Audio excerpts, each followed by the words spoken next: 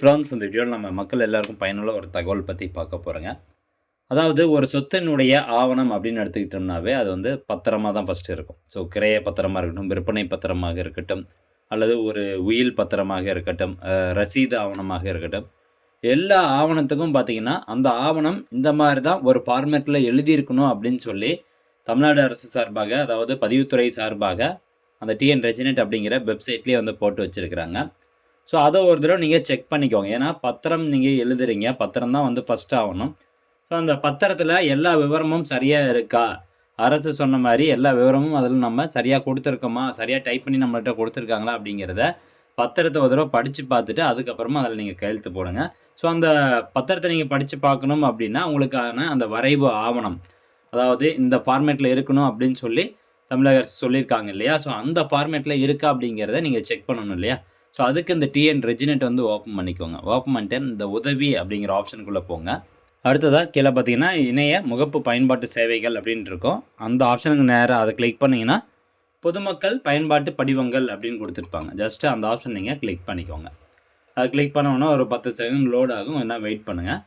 Okay, இப்போ அடுத்ததாக பார்த்தீங்கன்னா பொதுமக்கள் பயன்பாட்டு படிவங்கள் அப்படின்னு சொல்லி இந்த பேஜ் ஓப்பன் ஆயிடுச்சு இல்லையா. ஸோ இதுக்கு கீழே வந்து பாருங்கள், வரைவு ஆவண மாதிரிகள் அப்படின்னு சொல்லி கொடுத்துருப்பாங்க. வரைவு ஆவண மாதிரிகள் அப்படின்னு இருக்கும். இதில் ஃபஸ்ட்டு பாருங்கள், விற்பனை ஆவணம், அதாவது நார்மலாக சேல் டீட் அப்படின்னு சொல்லுவோம் இல்லையா. ஸோ அதான் வந்து விற்பனை ஆவணம், கிரைய ஆவணம் அப்படின்னு சொல்லுவாங்க. ஸோ அதுக்கு எந்த மாதிரி வந்து ஃபார்மேட்டில் இருக்கணும் அப்படிங்கிறது சொல்லியிருக்காங்க. உங்களுக்கு இங்கிலீஷில் வேணும் அப்படின்னா இந்த இங்கிலீஷில் போய்ட்டு இந்த பிடிஎஃப் ஃபைல்லையோ அல்லது வேர்ட் ஃபைல்லையோ வந்து டவுன்லோட் பண்ணிக்கலாம். இதை பார்த்து கூட நீங்கள் வந்து டைப் பண்ணலாம்.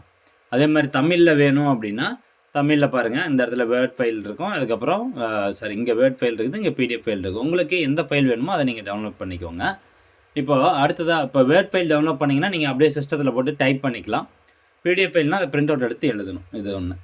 அடுத்தா பாருங்கள், உரிமை ஆவணங்களின் ஒப்படைப்பு ஆவணம் கொடுத்துருக்காங்க. கடன் ஒப்புச்சீட்டு, பரிவர்த்தனை ஆவணம் இருக்குது, ரசீது ஆவணம் இருக்குது, குத்தகை ஆவணத்தினுடைய ஃபார்மேட் இருக்குது, முன் அடமானதாரருக்கு கிரைய ஆவணம், கிரைய உடன்படிக்கை ஆவணம், கட்டுமான உடன்படிக்கை ஆவணம், அதாவது பில்டிங்க்கு வந்து பார்த்திங்கன்னா இது போடுவோம்ல அக்ரிமெண்ட், அந்த மாதிரி அது ரத்து ஆவணம், தான பத்திரத்துக்கு எப்படி வந்து இருக்கணும், அதிகார ஆவணத்துக்கு எப்படி இருக்கணும், பொது அதிகார ரத்து ஆவணம், இந்த மாதிரி ஏகப்பட்டது இருக்குது பாருங்கள். ஏற்பாடு ஆர் செட்டில்மெண்ட் ஆவணம், ட்ரஸ்ட் ஆவணம் இருக்குது, கூட்டுப்பங்கு ஆவணம் இருக்குது, பாகப்பிரிவினை ஆவணம் இருக்குது.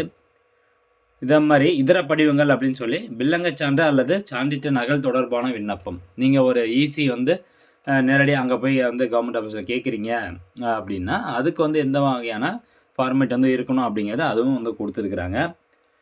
இந்து திருமணத்திற்கான ஆவணம், தனி சிறப்பு திருமணம், தமிழ்நாடு திருமண பதிவுச் சட்டம், ஒவ்வொரு இதுக்கும் பார்த்தீங்கன்னா அவங்க ஈஸியாக வந்து ஃபார்மேட் கொடுத்துட்டாங்க. இதை நீங்கள் கிளிக் பண்ணி டவுன்லோட் பண்ணதுக்கப்புறமா, இப்போ உதாரணத்துக்கு நான் வந்து விற்பனை ஆவணம் வந்து டவுன்லோட் பண்ணி வச்சுருக்கேன் பாருங்கள், தமிழில் வந்து டவுன்லோட் பண்ணி வச்சுருக்கேன். ஸோ இதில் வந்து நிறைய அந்த இன்ஸ்ட்ரக்ஷன் சொல்லியிருப்பாங்க. இது எல்லாமே ரொம்ப ரொம்ப முக்கியம். இதில் கொடுத்துருக்காங்க பார்த்தீங்களா, இந்த சுத்த விக்கிரய பத்திரம். ஸோ இதில் கொடுத்துருக்கக்கூடிய அந்த இது இங்கே பாருங்கள், இன்று முதற்கொண்டு தாங்கள் கீழே சொத்து விவரத்தில் விவரிக்கப்பட்ட சொத்தை கைப்பற்றி தங்கள் புத்திர பௌத்திர பாரம்பரியமாய். ஸோ இது வந்து ஒரு நல்லதாக வந்து சொல்லியிருக்கிறாங்க. அடுத்ததாக கீழே பாருங்கள், கீழே சொத்து விவரத்தில் விவரிக்கப்பட்ட சொத்தின் மீது எந்த விதமான அடமானமோ, பின்தொடர்ச்சியோ அல்லது சர்க்கார் வரி பாக்கியோ, உயில் தாவா, வாரிசு தாவா, மைனர் வழக்கு, கோர்ட் அட்டாச்மெண்ட்டு, செக்யூரிட்டி, கோலேட்ரல், குத்தகை, நில ஆர்ஜிதம் போன்ற எந்த விதமான வில்லங்கமும் கிடையாது என்று இதன் மூலம் உறுதி கூறுகிறேன். ஸோ இந்த வார்த்தை வந்து ரொம்ப முக்கியம். இதில் இருக்கக்கூடிய எல்லா டீட்டெயில்ஸும் பார்த்தீங்கன்னா இப்போ நீங்கள் பத்திரம் பதிவு பண்ண போகிறீங்கன்னா அதுலேயும் வந்து இருக்கணும்.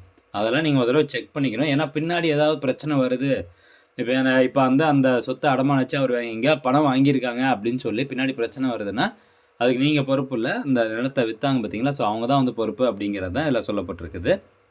அதே மாதிரி இங்கே பாருங்கள், இன்னொன்று கொடுத்துருப்பாங்க, கீழ்கண்ட சொத்தில் ஏதேனும் வில்லங்கம் இருப்பதாக தெரிய வந்தால் அதை என்னுடைய சொந்த செலவாலும் பொறுப்பாலும் எனது இதர சொத்தாலும் தீர்த்து கொடுக்கவும், கிரயம் பொறுத்து பிழைத்திருத்தல் ஆவணம் அல்லது வேறு துணை ஆவணங்கள் எழுத தேவை ஏற்படின் தங்களது செலவில் எழுதித்தர சம்மதிக்கிறேன். அதாவது அந்த சொத்தில் ஏதாவது பிரச்சனை இருக்குது அப்படின்னா அவர் வேறு ஏதாவது இதர சொத்தாலையோ அல்லது வந்து வேறு ஏதாவது செலவு உங்ககிட்ட காசு கொடுத்து அதை வந்து தீர்த்துக்குவார். ஆனால் கிரயம் பொறுத்து இப்போ நீங்கள் பத்திரம் பதிவு பண்ணுறீங்க, பத்திரம் போடுறீங்க இல்லையா? நீங்கள் தான் சொத்தை வாங்க போகிறீங்க அப்படின்னா, அந்த கிரைய பத்திரத்தில் ஏதாவது பிழைத்திருத்தல் இருக்குது அப்படின்னா, அதுக்கு அவங்க வந்து பொறுப்பு கிடையாது. ஸோ அதுக்கு வந்து தேவைப்பட்டுச்சுன்னா, உங்களுடைய செலவில் அவர் வந்து எதாவது கையெழுத்து போடணுன்னா போடுவார். ஸோ இதான் வந்து ஒரு விதிமுறை இதில் வந்து சொல்லியிருப்பாங்க. இந்த மாதிரி நிறையா வந்து கொடுத்துருப்பாங்க. ஸோ இதெல்லாமே கண்டிப்பாக நீங்கள் பத்திரம் பதிவு பண்ணிங்கன்னா பத்திரத்தில் பிரிண்ட் ஆகிருக்கணும். ஸோ அது ஆல்ரெடி வந்து பத்திர ஆஃபீஸில் அவங்க வந்து பிரிண்ட் பண்ணி கொடுத்துருவாங்க. பட் இருந்தாலும் நீங்கள் ஒரு தடவை இதெல்லாம் கரெக்ட் சரியாக இருக்கா அப்படிங்கிறத படித்து பார்க்கறதுக்காக தான் இந்த ஒரு ஆவணத்தை வந்து நீங்கள் டெவலப் பண்ணி பாருங்கள் அப்படிங்கிறத நான் சொல்ல வரேன். ஓகே ஃப்ரெண்ட்ஸ், இந்த தகவல் கண்டிப்பாக உங்களுக்கு பயனுள்ளதாக இருக்கும் அப்படின்னு நினைக்கிறேன். மீண்டும் அடுத்த ஒரு நல்ல பதிவில் சந்திக்கலாம். நன்றி, வணக்கம்.